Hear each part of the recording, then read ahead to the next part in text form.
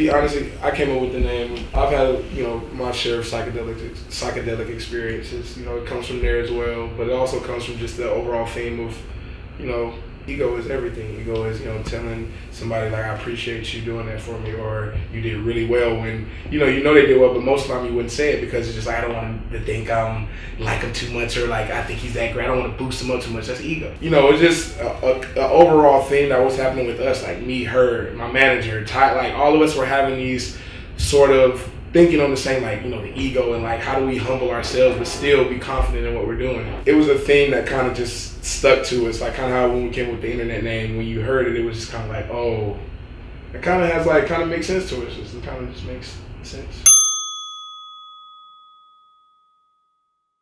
We were supposed to be on both the first albums. It's funny how our band works, like, everybody that we work with, to be really honest with you, we just in a better place relationship-wise with Tyler right now, to where it finally made sense to where we can finally finish it. And honestly, I didn't necessarily want Tyler on the first two albums because I wanted to prove that we could make it somewhere without him. Didn't want anybody to be able to use him. People going to the iTunes just to hear the song that he's on and stuff like that. So now, like, third album, I feel like our relationship is in a great place too. Like, we're family, so we go through it. Right now, we're closer to everybody than we've ever been.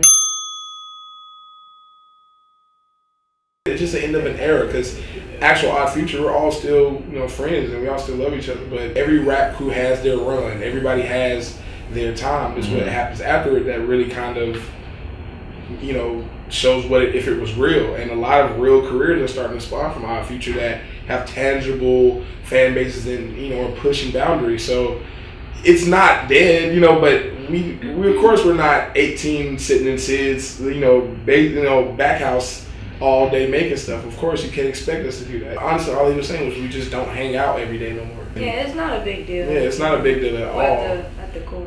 Yeah, man, it's actually a very good thing because it allows us, like now with the internet, for us not to be the internet's Odd Future while our album's coming out. We have a freedom of being sort of a newness to us. And I know Tyler understands that as far as with himself, reinventing what he does with his next project. Yeah, it's going from promoting OF to promoting golf playing. Yeah. Just transitioning. Everybody's trying to break off and create their own entities so that when we do come back together, we can do something huge. And the funny part is, I look at it from, different perspectives. Like if we were still doing the same tactics we were doing in 2011, people would be complaining worse about it than they are about us not supposedly, breaking up. So, I'd rather us be honest about where we're going out for life opposed to trying to keep something, on the water that's really not what it seems.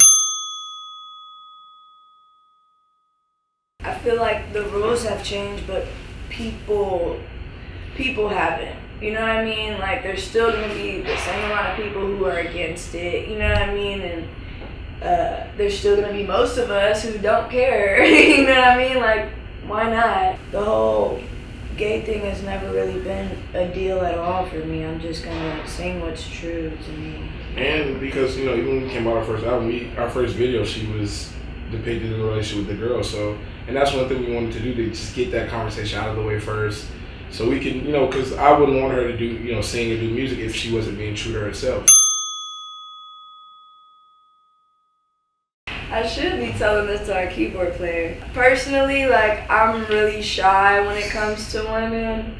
I'm never the one who approaches them first and says anything. I agree with that, but you ain't shy. I think when your confidence is what makes them come and talk to you. Like women do not talk to somebody that does not exude confidence. Try to talk as least as possible when you talk to women. You can talk yourself out of a lot of great situations as a dude because we tend to talk like with women. I notice like with her like say very like keep it very I'm the one who will literally like if I see somebody who I find attractive, I'll just stare at them, honestly. I'll wait for them to stare back, and then when they do, I'll just do like that or something, and then it usually starts something.